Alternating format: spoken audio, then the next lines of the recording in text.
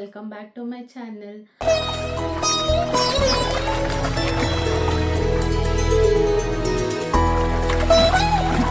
ಇವತ್ತು ನಮ್ಮ ಪರಿಗೆ ಶಾಕುಂತಲ ಫೋಟೋಶೂಟ್ ಮಾಡೋಣ ಅಂತ ಎಲ್ಲ ರೆಡಿ ಮಾಡ್ಕೊತಿದ್ದೆ. ಅಂದರೆ ಅವಳಿಗೆ ಇವಾಗ 8 ಮಂತ್ ಕಂಪ್ಲೀಟ್ ಆಗಿ 9 ಮಂತಿಗೆ ಬೀಳ್ತದೆ. ಸೊ ಹಾಗಾಗಿ ಶಾಕುಂತಲ ಥೀಮ್ಗೆ ಫೋಟೋಶೂಟ್ ಮಾಡೋಣ ಅಂತ ಅಂದ್ಕೊಂಡು ಅವ್ರಿಗೂ ಸ್ವಲ್ಪ ಕಾಟ ಕೊಟ್ಟು ರೆಡಿ ಮಾಡಬೇಕು. ಅವಳನ್ನ ರೆಡಿ ಮಾಡೋಣ.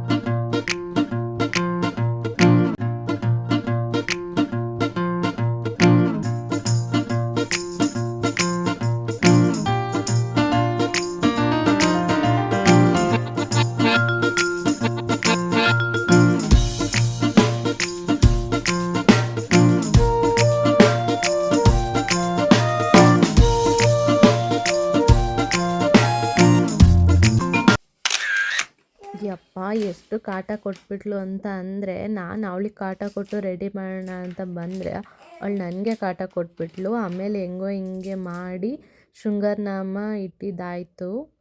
ಸೊ ಆಮೇಲೆ ಬ್ಯಾಕ್ ಡ್ರಾಪ್ ಎಲ್ಲ ರೆಡಿ ಮಾಡಿ ಆಮೇಲೆ ಅವಳನ್ನ ರೆಡಿ ಮಾಡೋಣ ಅಂತ ಬಂದೆ.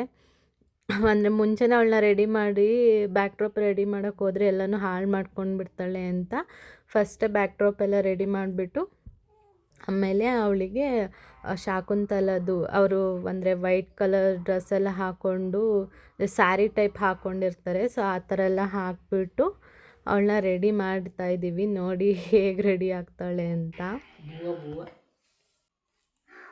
ಪರಿ ಪರಿ ಅಂತ ಪರಿ ಒಂದು ಕಾಲಲ್ಲಿ ನಿಂತ್ಕೊಳ್ಳೋ ಕಲ್ತ್ಬಿಟ್ಟಳೆ.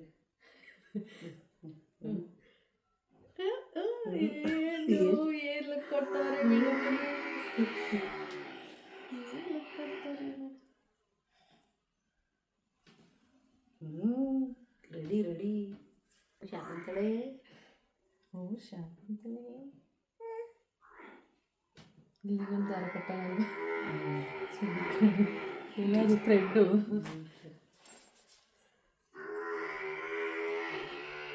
ಇಲ್ಲಾಂದರೆ ಟೇಪ್ಗಳಿಲ್ಲ ಕಟ್ಬಿಟ್ಟು ಡಿಸೈನ್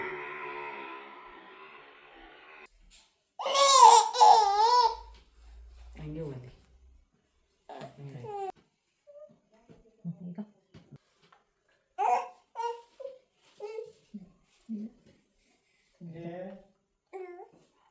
ಶಕುಂತಲ ಆಯ್ತಲ್ಲ ಶಕುಂತಲ.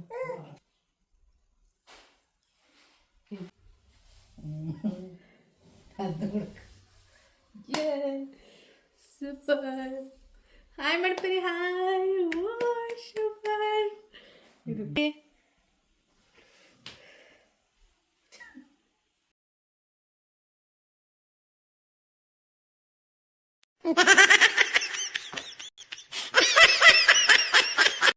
ಮಕ್ಕಳನ್ನ ಇಟ್ಕೊಂಡು ನಾವು ಏನೂ ಮಾಡೋಕ್ಕಾಗಲ್ಲ.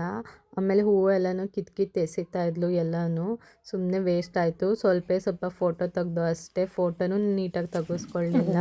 ಸೊ ಹಾಗೆ ಮೆಮೊರಿಗಿರಲಿ ಅಂತ ಸ್ವಲ್ಪ ತಗೊಂಡೆ ಅಷ್ಟೇ. ಆಮೇಲೆ ಅಮ್ಮ ಕನ್ನಡಿ ಹತ್ರ ನಿಲ್ಲಿಸ್ಬಿಟ್ಟು ಅವಳನ್ನ ತೋರಿಸ್ತಾ ಇದ್ರು. ಹೇಗೆ ರಿಯಾಕ್ಟ್ ಮಾಡ್ತಾ ಇದ್ದಾಳೆ ನೋಡಿ. ಯಾರು ಕಂದ ಅದು? ಪರಿನಾ? ಹೆಂಗಿದ್ದಾರೆ ಪರಿಯವರು? ಯಾರದ್ನ ಆಮೇಲೆ ಎಕ್ಕಿರೋದು? ಓ ದಾಳಿಂಬೆ.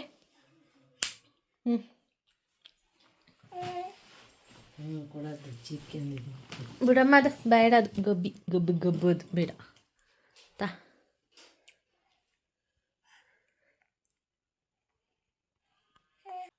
ರಸ ಬತ್ತೈತ ಕಂದ, ರಸ ಬತ್ತೈತಾ? ಕಚ್ಚಿದ್ರೆ ಬರುತ್ತೆ. ಹಿಂಗೆ ಬರ್ತದೆ. ನಾವು ಸ್ವಲ್ಪ ಫ್ರೆಶ್ ಮಾಡಿಕೊಡ್ಬೇಕು. ಈಗ ಟೇಸ್ಟ್ ಹೊತ್ತು ಈಗ ಅಂಕಿದ್ನಲ್ಲ, ಅಮ್ಕಪ್ಪಂಗೆ ಕಚ್ಚು, ಅಲ್ಲಿದ್ರೆ ಕಚ್ಚಿ ಬಿಡ್ತಾಳೆ. ಅಂದರೆ ಇನ್ನೂ ಅದು ಚೀಪದ್ದು ಗೊತ್ತಾಯ್ತಲ್ಲ. ಪರಿ ಫಸ್ಟ್ ಟೈಮ್ ದಾಳಿಂಬೆ ಹಣ್ಣು ಟೇಸ್ಟ್ ನೋಡ್ತಾ ಇದ್ಲು, ಸೊ ಅದಕ್ಕೆ ಆ ಥರ ಮುಖ ಮಾಡ್ಕೊತಾ ಇದ್ದಾಳೆ. ಇನ್ನು ನಾನು ಸ್ವಲ್ಪ ಪಾಸ್ತಾ ಇತ್ತು, ಹಾಗಾಗಿ ಪಾಸ್ತಾದಲ್ಲಿ ಒಂದು ರೆಸಿಪಿ ಮಾಡೋಣ ಅಂತ ಟ್ರೈ ಮಾಡಿದೆ. ಮೊದಲಿಗೆ ಪಾಸ್ತಾ, ಹಾಗೆ ಚಿಲ್ಲಿ ಫ್ಲೇಕ್ಸು ಮತ್ತು ಬೆಳ್ಳುಳ್ಳಿ ಸ್ವಲ್ಪ, ಮತ್ತು ಕ್ಯಾರೆಟು, ಆಮೇಲೆ ಸ್ವೀಟ್ ಕಾರ್ನು, ಕ್ಯಾಪ್ಸಿಕಮ್ಮು, ಈರುಳ್ಳಿ, ಹಾಗೆ ಕೊತ್ತಂಬರಿ ಸೊಪ್ಪು, ಇನ್ನು ಸಾಸಸ್ ಎಲ್ಲ ಬರುತ್ತಲ್ಲ, ಚಿಲ್ಲಿ ಸಾಸಸ್ಸು ಮತ್ತು ಟೊಮೆಟೊ ಸಾಸು, ಸ್ವಲ್ಪ ಕರಿಮೆಣಸು ಪೌಡರು, ಹಾಗೆ ಗರಂ ಮಸಾಲ. ಇಷ್ಟು ಐಟಮ್ ಇದ್ದರೆ ಸಾಕು, ಈ ರೆಸಿಪಿನ ಮಾಡ್ಬೋದು. ನಮ್ಮ ಮನೇಲಿ ಈ ಥರ ಪಾಸ್ತಾ ಆ ಥರ ಎಲ್ಲ ಏನೂ ಅಷ್ಟು ಮಾಡಲ್ಲ, ಬಟ್ ನಾನು ಸುಮ್ಮನೆ ಅವಾಗವಾಗ ಟ್ರೈ ಮಾಡ್ತಾ ಇರ್ತೀನಿ, ನಮ್ಮ ಅಮ್ಮಗೆ ಇಷ್ಟ ಆಗುತ್ತೆ. ಮೊದಲಿಗೆ ನಾವು ಸ್ಟವ್ ಹಚ್ಕೊಬಿಟ್ಟು ಬಾಣಲಿ ಇಟ್ಕೊಬಿಟ್ಟು, ಬಾಣಲಿಗೆ ನಮಗೆ ಪಾಸ್ತಾ ಬೇಯೋದಕ್ಕೆ ಎಷ್ಟು ನೀರು ಬೇಕೋ ಅಷ್ಟು ನೀರು ಹಾಕ್ಕೊಬಿಟ್ಟು, ಸ್ವಲ್ಪ ಅದಕ್ಕೆ ಸಾಲ್ಟ್ ಹಾಕ್ಕೋಬೇಕು. ಸಾಲ್ಟ್ ಹಾಕಿಬಿಟ್ಟು ನೀರಿಗೆ ಸ್ವಲ್ಪ ಆಯಿಲ್ ಹಾಕ್ಕೋಬೇಕು. ಆಯಿಲ್ ಹಾಕ್ಕೊಂಡ್ರೆ ಪಾಸ್ತಾ ಉಡಿ ಉಡಿಯಾಗಿ ಬರುತ್ತೆ. ಸೊ ಅದಕ್ಕೆ ಸ್ವಲ್ಪ ಆಯಿಲ್ ಹಾಕ್ಕೊಂಡು ನೀರು ಚೆನ್ನಾಗಿ ಕುದಿದ ಮೇಲೆ ಪಾಸ್ತಾನ ಹಾಕಬೇಕು ಅದರೊಳಗಡೆ. ಸೊ ಪಾಸ್ತಾ ಬೇಯೋದನ್ನು ನೋಡ್ಕೋಬೇಕು, ಅದು ಜಾಸ್ತಿ ಮೆತ್ತಗೂ ಬೇಯಬಾರ್ದು, ಅಂದರೆ ತೀರಾ ಗಟ್ಟಿನೂ ಇರಬಾರ್ದು, ಮೆತ್ತಗೂ ಇದಾಗಬಾರ್ದು. ಸೊ ಮೀಡಿಯಮಾಗಿ ಬೆಂದಿರಬೇಕು. ನೋಡಿ ಪಾಸ್ತಾ ಎಷ್ಟು ಬೆಂದಿದ್ರೆ ಸಾಕು, ಅದನ್ನು ನೀವು ಮುಟ್ಟಿ ಪ್ರೆಸ್ ಮಾಡಿ ನೋಡ್ತಾ ಇರ್ಬೋದು ಬೆಂದಿದೆಯೋ ಇಲ್ವೋ ಅಂತ. ಹಾಗೆಯೇ ಸ್ವಲ್ಪ ಸ್ಟ್ರೈನ್ ಮಾಡ್ಕೊಬಿಟ್ಟು ಆವಾಗಲೇ ಸ್ವಲ್ಪ ತಣ್ಣೀರು ಹಾಕ್ಕೊಬಿಡ್ಬೇಕು, ಆವಾಗ ಉದ್ರುದ್ರಾಗಿ ಚೆನ್ನಾಗಿ ಬರುತ್ತೆ ಅದು. ನೆಕ್ಸ್ಟ್ ಒಂದು ಬಾಣಲಿಗೆ ಒಂದು 2 ಸ್ಪೂನ್ ಆಯಿಲ್ ಹಾಕಿಬಿಟ್ಟು ಸ್ವಲ್ಪ ಅದು ಬಿಸಿ ಆಗೋದಕ್ಕೆ ಬಿಟ್ಬಿಟ್ಟು, ನಾವು ಚಿಲ್ಲಿ ಫ್ಲೇಕ್ಸು ಹಾಗೆ ಬೆಳ್ಳುಳ್ಳಿ ಇದನ್ನು ಸಣ್ಣ ಸಣ್ಣ ಪೀಸಾಗಿ ಕಟ್ ಮಾಡ್ಕೊಂಡಿದ್ದೀವಲ್ಲ ಅದನ್ನು ಹಾಕಬೇಕು, ಸ್ವಲ್ಪ ಫ್ರೈ ಮಾಡಬೇಕು. ಇನ್ ಕೇಸ್ ಚಿಲ್ಲಿ ಫ್ಲೇಕ್ಸ್ ನಿಮ್ಮ ಮನೇಲಿ ಇಲ್ಲ ಅಂದರೆ ಈ ಮೆಣಸಿಕಾಯಿ ಬರುತ್ತಲ್ಲ, ಒಣಮೆಣ್ಸಿಕಾಯಿ, ಅದನ್ನೇ ಪೌಡರ್ ಮಾಡಿಕೊಂಡ್ರೆ ಸಾಕು. ಸ್ವಲ್ಪ ಅಂದರೆ ತರಿಯಾಗಿ ಪೌಡ್ರು ಮಾಡಿದರೆ ಸಾಕು, ಅದನ್ನೇ ಚಿಲ್ಲಿ ಫ್ಲೇಕ್ಸ್ ಆಗಿ ಯೂಸ್ ಮಾಡ್ಕೋಬೋದು. ಅದಾದಮೇಲೆ ನೆಕ್ಸ್ಟು ಈರುಳ್ಳಿ ಹಾಕ್ಕೊಂಡು ಅದನ್ನು ಸಹ ನೀಟಾಗಿ ಫ್ರೈ ಮಾಡ್ಕೋಬೇಕು. ಈರುಳ್ಳಿ ಎಲ್ಲ ಚೆನ್ನಾಗಿ ಬೆಂದಮೇಲೆ ನೆಕ್ಸ್ಟು ಕ್ಯಾರೆಟ್ನ ಹಾಕ್ಕೊಬೇಕು.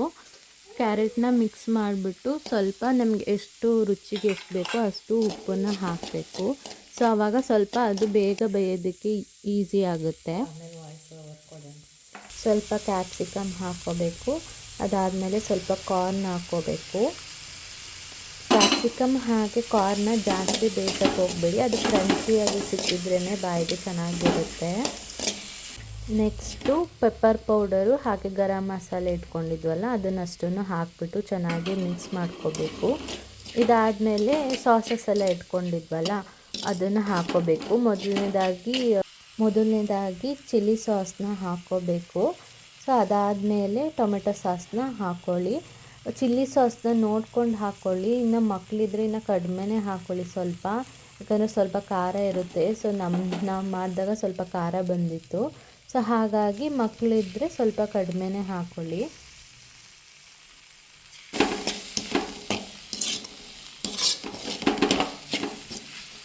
ಎಲ್ಲ ಚೆನ್ನಾಗಿ ಫ್ರೈ ಆದಮೇಲೆ ಲಾಸ್ಟಲ್ಲಿ ಕೊರಿಯಾಂಡರ್ ಲೀಫ್ನ ಹಾಕ್ಕೋಬೇಕು. ಅದಾದಮೇಲೆ ನೆಕ್ಸ್ಟು ಎಲ್ಲ ಚೆನ್ನಾಗಿ ಮಿಕ್ಸ್ ಮಾಡ್ಕೊಬಿಟ್ಟು ಆವಾಗಲೇ ಪಾಸ್ತಾನ ಬೇಯಿಸಿ ಸೋಸಿ ಇಟ್ಕೊಂಡಿದ್ವಲ್ಲ, ಸೊ ಅದನ್ನು ಇದರೊಳಗಡೆ ಹಾಕಿ ಚೆನ್ನಾಗಿ ಮಿಕ್ಸ್ ಮಾಡಿದರೆ ರೆಡಿನೇ ಆಗಿಬಿಡುತ್ತೆ. ಸೊ ಏನೂ ಕಷ್ಟಪಡೋಂಗಿಲ್ಲ, ಈಸಿ ಮೆಥಡು. ಮಕ್ಕಳಿದ್ರೆ ಸ್ಕೂಲಿಗೆ ಮತ್ತು ಸ್ನ್ಯಾಕ್ಸ್ ಟೈಮಿಗೆ ಇದನ್ನೆಲ್ಲ ಆರಾಮಾಗಿ ಮಾಡ್ಕೋಬೋದು. ಅಂದರೆ ಜಾಸ್ತಿನೂ ಕನ್ಸ್ಯೂಮ್ ಮಾಡಬಾರ್ದು, ಹೆಲ್ತಿಗೆ ಅಷ್ಟು ಒಳ್ಳೆಯದು ಅಲ್ಲ. ಸೊ ಯಾವಾಗಲೂ ಒಂದೊಂದು ಟೈಮ್ ತಿಂದರೆ ಏನೂ ತೊಂದರೆ ಆಗಲ್ಲ. ಸೊ ನೀವು ಒಂದು ಸಲ ಟ್ರೈ ಮಾಡಿ ಕಮೆಂಟ್ ಮಾಡಿ ಹೇಳಿ ಹೇಗೆ ಬಂತು ಅಂತ. ನೋಡಿ ಎಷ್ಟು ಕಲರ್ಫುಲ್ಲಾಗಿ ಕಾಣಿಸ್ತಾ ಇದೆ.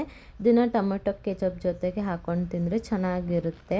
ನಮ್ಮಮ್ಮಗೂ ತುಂಬಾ ಇಷ್ಟ ಆಯಿತು. ಇಲ್ಲಿಗೆ ವಿಡಿಯೋ ಎಂಡ್ ಮಾಡ್ತಾಯಿದ್ದೀನಿ. Thank you so much.